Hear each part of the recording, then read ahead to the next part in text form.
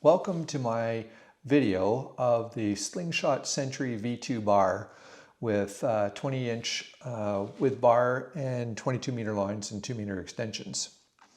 This is the new V2 bar and it's new for 2024. Some subtle changes to the prior version. Some major changes as well. Things like 26 millimeter diameter bar versus the old 28 millimeter. A new softer grip material, new lines, different lengths, and a cleaned up depower system. So we're going to get into all this detail in just a minute. Okay, let's open the box. Have a look at the bar here. Here it is. Let's take this out. Along with the bar, you get a toolkit, some instruction manuals. That aside, toolkit we'll put aside as well. And first thing you do is cut the tape on this and take this off. Put that in the box. There we go. And I'm going to take the leash off and leave it for a minute. It looks similar to the old one, but it's not. And let's talk about the bar itself first. As we mentioned, the new bar is 26 millimeters in diameter.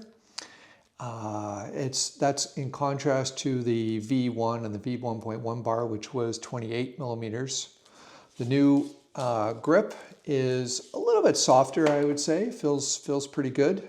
You definitely notice, I've used this bar for about an hour now out in the water, and you definitely notice the smaller grip diameter. Might be good with gloves maybe if for winter kiting and so forth, cold water, which I generally don't like using gloves, but sometimes they're kind of essential for some people.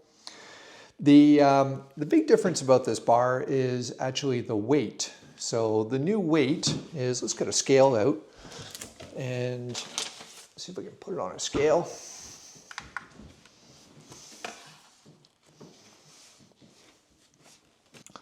The new bar weighs in at, make sure that's all on there, 1 kilogram, 71 grams, 1.071 kilograms without the leash. With the leash, comes in at, make sure we got that on there, 1.196 kilograms. And so it's a little bit lighter, the V1 bar. Do I have one? Yes, I have a V1 bar. V1 bar with a piece of foam on it and its tags. The tags in the ground so they don't add any weight to the bar. And that is sitting at 1.147 grams. So maybe there's a couple grams in the plastic there, so 1.45 grams, something like that. 1.145 kilograms. So definitely we're looking at a bar that is at least a little bit lighter. That's probably coming from the difference in the lines and the cleaned up bar depower system. So let's look at the depower system here. See if we can.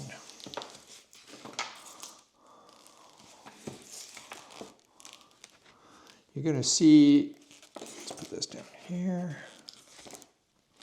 Okay, you're going to see that the new system is a little bit simpler through here. There's no plastic and metal retaining ring that kind of sits off on the side. The Velcro looks like a good system here. The cleat is a new cleat. What's another interesting little thing here is the Y splitter here. The Y splitter is now plastic instead of metal. And that was interesting because I found in the old bars, if you were in a sandy environment, you would get a little bit of sand up against the knot here that's in the Y splitter, and that would cause some erosion, corrosion, or just wearing of these lines underneath the Y splitter, and you wouldn't see that. So I ended up almost breaking a line. I was probably about halfway worn through when I finally caught the problem. I'd used the bar for a couple of years, so it definitely lasted a fairly long time. But had I known about that issue, I would have been a little bit more vigilant about getting the sand out of that little spot there. So this will be interesting to see whether sand is more of an issue, less of an issue, or whatnot. You can see there's actually, looks like there's two different hole diameters here. That's because this hole diameter mates up with a loop on the front lines and stops the bar from sliding up. I'll show you that later on. The new cleat system looks fairly similar to the old cleat system.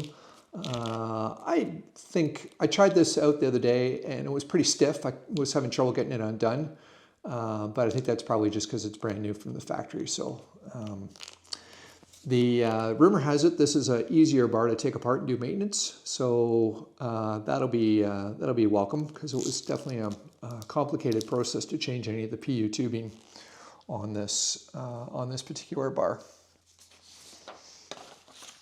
The leader lines, let's see if we can take these off and have a look at them. You can see the leader lines are no longer a clear tubing that the Dyneema is going through. They're now actually a coating system. So I don't know what the problem was with the previous tubing. Maybe this is lighter. I do know people used to comment that they could see water underneath the tubing. I never thought that was much of a problem, but this may be to address that. But I think it's probably just to get a little bit of weight off the bar. It is quite easy now with the leader lines to pull this out and do maintenance on the leader lines, replace the leader lines. That looks like a nice little improvement. The locks kind of go in there, the line holders. So that looks pretty good. Below the bar, so we've got the same system below the bar. I don't see any changes to this at all from the previous version, which I think is good because I think it was an excellent system previously. The it swivels really smoothly and nicely. It's a really good system. The one thing also that I really liked about the Slinghot bars was that some other bars I found would sometimes accidentally release if you knocked the, I don't know what they call this, the butter box or whatever. If you knock that butter box against while you're out riding or sometimes other brands, sometimes that it would release and open the, you'd lose the, you'd drop the kite off your harness. So this actually has about 2 centimeters of travel before it actually opens up. And I think that's a really good system. I've never accidentally had a Slinghot bar open up on me accidentally, so I think that's really excellent.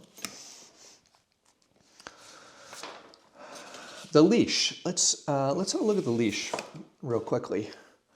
So this looks like the same leash as previously, but it is not. There are some subtle changes to this. So they've changed the handle, but the big thing that I think they've addressed, which irritated me quite a bit, was this is the part that attaches to your harness, and this this bar here, which used to be 21 millimeters on the old one, is now something like 36 millimeters. And the old one used to accidentally undo after the bungee stretched a little bit, after you're using it maybe for a year or something like that. There was not an easy way to replace that bungee that I saw. I should have asked Slingsthot about that, but this one has 36 millimeters before it's going to open up. So I think that's going to be a big improvement in terms of accidentally releasing and having your leash come off your harness and dangling between your legs, and you wondering how the hell you're going to get that leash back on there while you're out riding. So I think that's a really good design feature. The old leash, I weighed it as 145 grams, and this one is now 127 grams. So it's again 20 grams lighter, so taking weight off the bar, off the kite, which I think is a nice feature as well. So same excellent springy hook there too. I like that. That was a good system.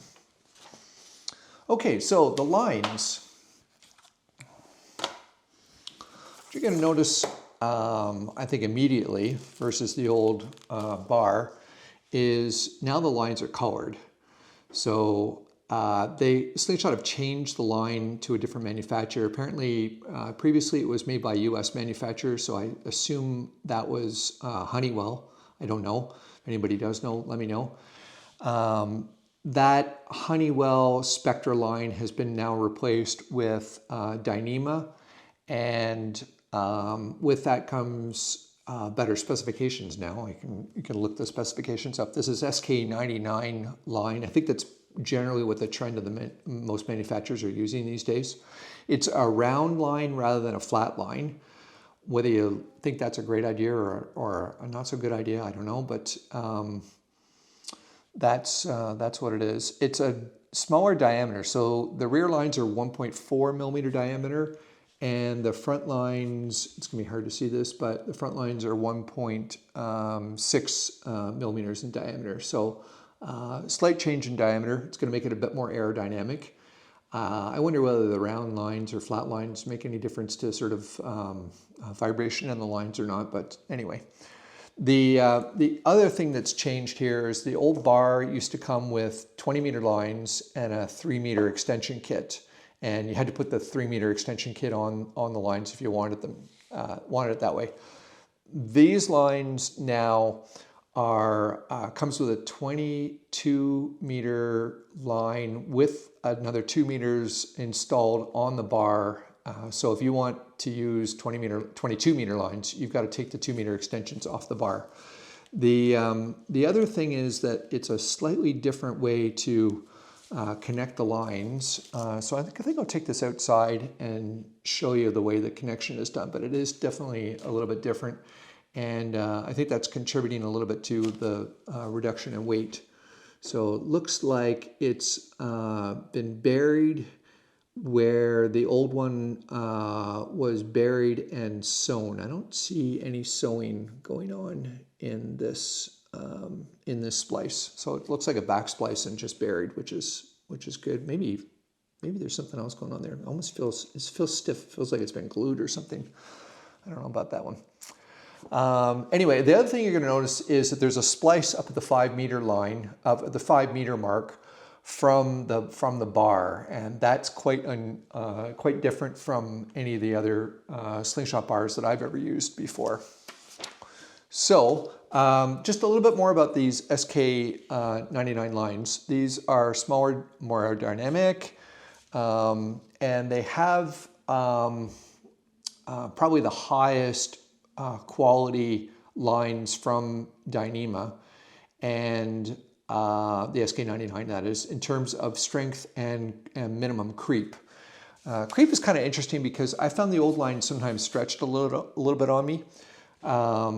And that really is kind of a function of the material. The material is a high molecular weight polyethylene, which is the same as the Spectra. The melting point of this is 145 to 152 degrees Celsius, so you probably don't want to leave this sitting on a hot black car in the sun. It is highly UV resistant, but there is some creep and elongation that happens over time. I'm just going to put this graph here. So I suspect these manufacturers, when they build the lines, there's as soon as you put some strain on the lines, there's an initial elongation, stretching that is part of the fiber, and then there's also part of the rope as well, part of the line that the weave of the line stretches a little bit. So there's an initial length change of the lines, and then over time, if they're loaded up continuously, the lines will continue to stretch out over time. It will creep. So that's creep of the fiber, and then on top of that, there's elongation of the weave of the rope as well.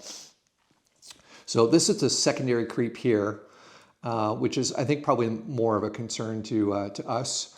The example that I found online was that a boat that is using this line would be stretching 0.03% of its length per month when it was continuously loaded for 20% of its brake strength. So we don't use lines in that manner. We're kind of on and off, but over time, I think we're going to see a little bit of stretch. If you were using 22-meter lines in that case, this line would stretch 6.6 millimeters in that same period of time. So you can expect very, very small amounts of stretch in these lines, I hope anyway. It'll be interesting to see how that pans out. Of course, it doesn't really matter if both lines are stretching the same amount for kiteboarding. It's when the lines stretch different amounts. And that was a problem I found with some of the old bars, is that the front lines were stretching a little bit on me. And that was causing me to have to trim the bar to even the kite out.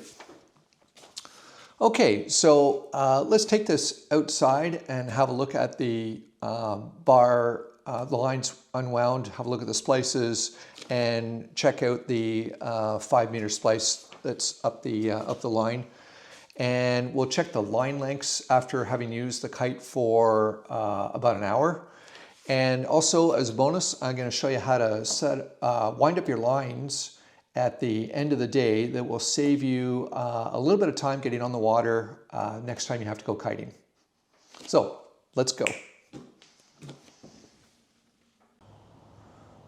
Okay, so we're going to undo the lines here, take them off the bar, and put a screwdriver through these ends right here to anchor them to the ground to check the line lengths and look at the lines in a little bit more detail.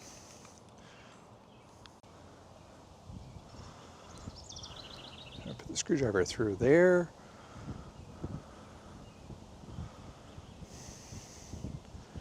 And through there. And through there. And through there. Okay, and we're going to put that in the ground.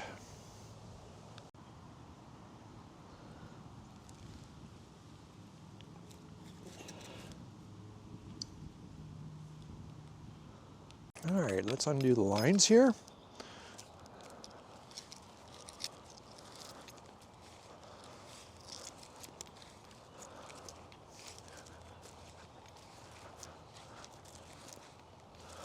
This beautiful fine day in Canada, overlooking the golf course, the apple trees, and there's no wind, of course.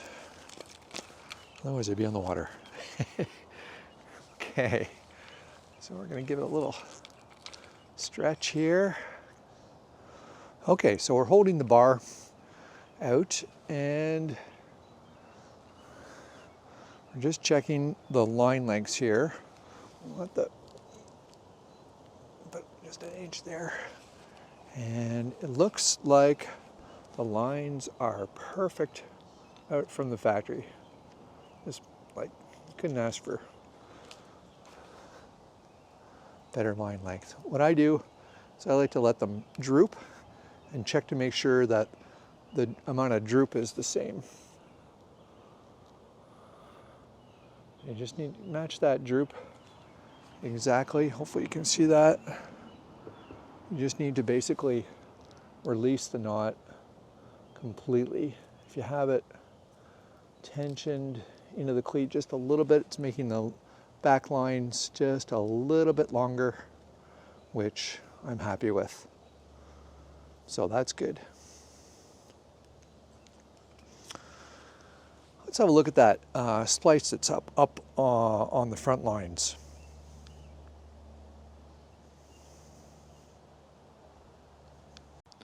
So starting from the Y splitter, we're just gonna walk up the lines a little bit. And new to this whole gig is 2 knots right there. And that is fairly close to the bar. It's about 5 meters, pacing it off. I haven't measured it. So that's brand new to Slingsthot. And I'll show you what that does in a minute. Let's keep on walking up the lines here. And we'll get up to the extension. Okay, so there's the extensions there. Those look like the same extension. And there's another set of extensions on the steering lines.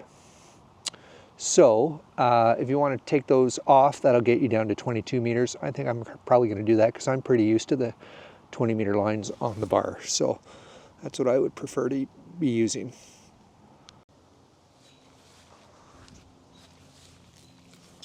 So you might wonder what those extensions are at the 5 meter, and they're only on the front lines, not on the rear lines. What's that for? Well, the reason is when you release this bar, it slides up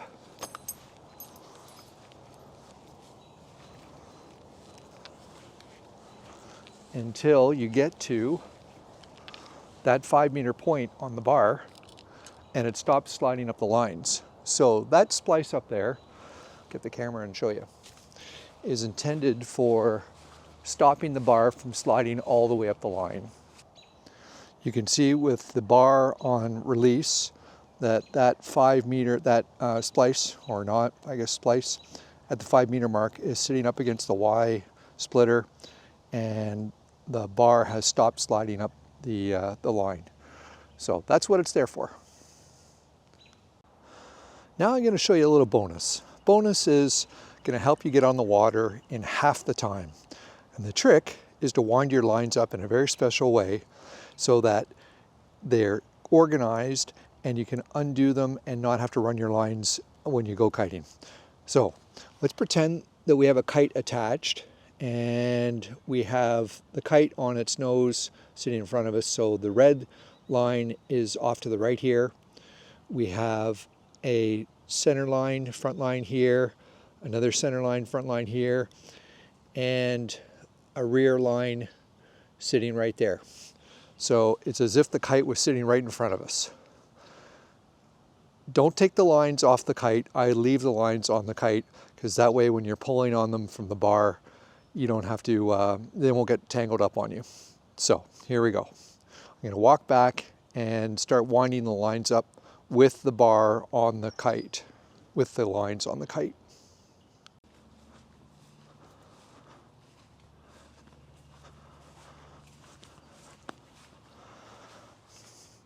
Okay, so I'm way out here. Just pull this through here, leave a little bit of distance in front of the bar there. Start winding the lines up without pulling too much. Okay, walking towards the kite, just winding the lines up like normal. Nothing special here.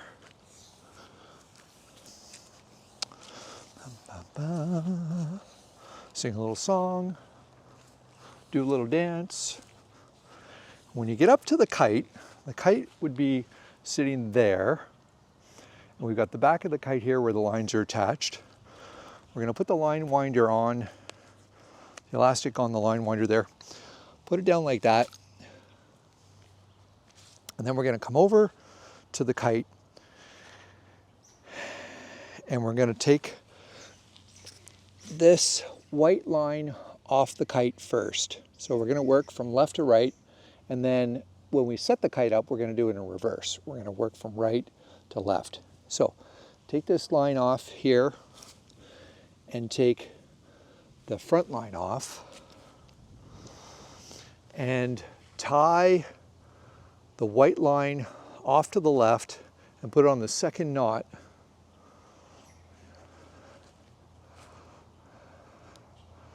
So the second knot on the front line. Go back, pick up the second.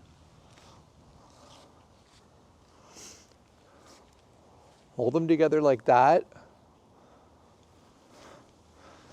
Take the red line off the kite. And we want to put the red line over both knots on the end. So it looks like that.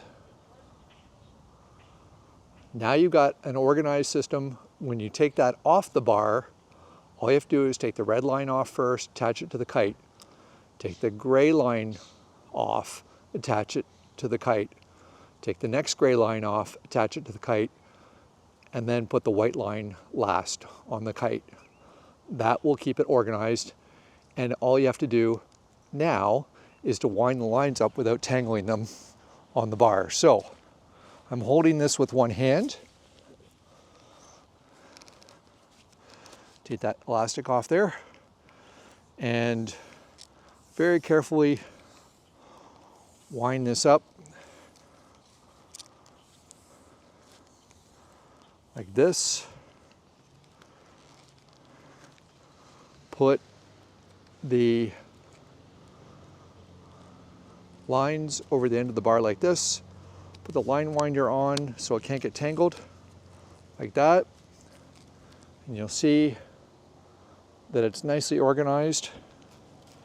And then just tie up the other lines with the other line winder, and you're good to go. So usually I like to put this over that as well, just to kind of keep that out of the way. And that's it. Now all I have to do is, like I said, undo the lines, put them on in the reverse order, run the lines back, and you may have to turn the bar a couple of times one way or the other, but there shouldn't be any need to run the lines. The more you practice it, the better you get, and the more likely you will have a kite that you can actually kite right away with.